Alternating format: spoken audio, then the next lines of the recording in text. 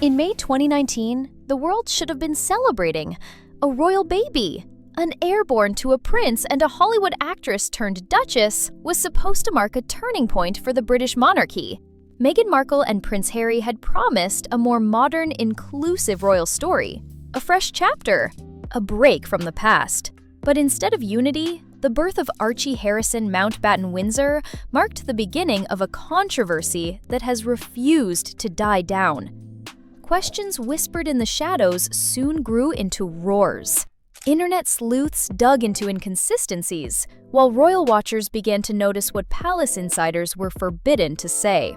For a couple who championed transparency, their handling of this pivotal moment reeked of something else entirely: secrecy, misdirection, control, and possibly something far more unsettling.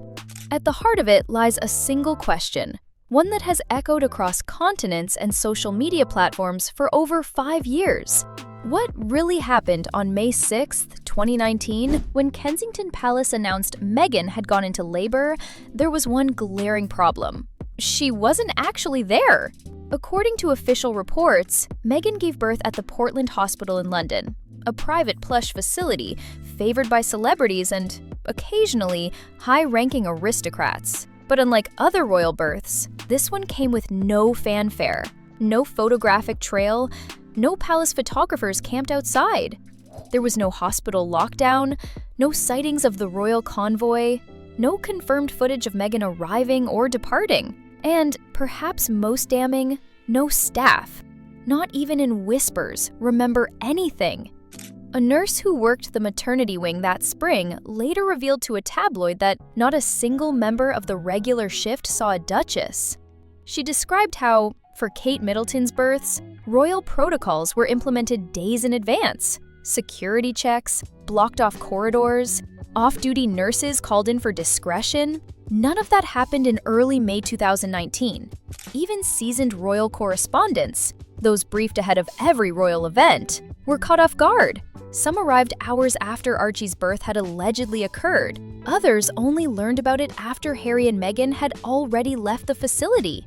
The British press, normally fed morsels by palace aides, were stonewalled. 2 days after the supposed birth, Meghan and Harry stood in St. George's Hall, Windsor Castle, presenting their newborn to the world.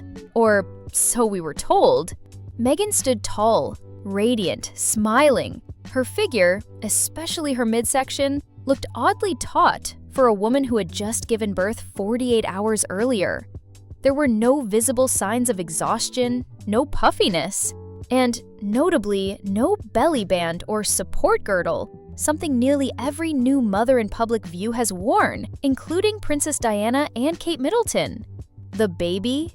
Completely swaddled, his face barely visible, held by Harry, not Meghan. The body language between the couple felt oddly formal, distant. At one point, Meghan appeared unsure how to place her hand near the infant, almost as if the moment was being directed, not lived. Then came the media questions, and a series of vague, canned responses. Meghan said, "It's magic. It's pretty amazing," while Harry chuckled awkwardly. Notably, no details were offered about the birth. No names of doctors, duration of labor, or whether Meghan had a natural delivery or C-section. It didn't feel like a birth announcement. It felt like a scripted debut. A week later, the birth certificate was released. What should have been a mundane form turned into a red flag. First, it showed Meghan's full name as Rachel Meghan Markle. Then, days later, her name was erased entirely and replaced with Her Royal Highness the Duchess of Sussex. Speculation exploded. Had she requested the change? Had the palace? Meghan later claimed it was a directive from the institution. Palace aides denied this. Next came the listed doctors. Gone were the familiar names of royal gynecologists like Alan Farthing and Guy Thorpe Beeston, who delivered all of Kate Middleton's children. Instead, the certificate featured obscure private practitioners, whose presence at a royal birth raised serious eyebrows. Why weren't the Queen's own doctors there? Why was the certificate amended? And why were portions of it redacted in palace reports? Some speculated the birth didn't occur in the UK at all. Others wondered if a surrogate was involved, hence the need for tightly controlled paperwork and limited appearances. Protocol dictates that the reigning monarch is informed immediately of any royal birth. But Queen Elizabeth II reportedly learned of Archie's arrival from the public statement. Multiple reports confirmed she was not informed in advance about Meghan's labor, nor was she present at the hospital, or even aware of which hospital had been selected. For a monarch who had personally visited or been briefed on every royal birth since Charles in 1948, this was a slap in the face. According to former palace insiders, tensions erupted behind closed doors. Courtiers were locked out of meetings, silenced with bespoke NDAs regarding anything connected to Meghan's pregnancy. One aide described the atmosphere as military-grade secrecy. This wasn't about privacy anymore. This was defiance, or worse, damage control. The internet erupted when sharp-eyed viewers began dissecting Meghan's pregnancy photos. One clip from an Australian tour showed Meghan bending slightly and her bump folding unnaturally, like a prosthetic. In another, the size and position of her stomach seemed to shift dramatically from one day to the next. Fashion blogs, usually focused on Meghan's outfits, noted her oddly oversized coats and strategic use of handbags. Even mainstream tabloids picked up on the pattern. The angles, the lighting, the odd rigidity of her belly during movement. Experts weighed in. Some doctors said the inconsistencies could be due to camera angles. Others weren't so sure. That's not how a human pregnancy behaves. One maternity nurse commented anonymously, not even with twins. Fuel was added when no delivery footage or paparazzi trail ever emerged. For someone as relentlessly photographed as Meghan, this was statistically impossible. Unless it was deliberate. Archie Harrison. Two names, neither royal in heritage nor family linked. Royal children are typically named after predecessors. George after George VI, Charlotte after Queen Charlotte, Louis after Lord Mountbatten.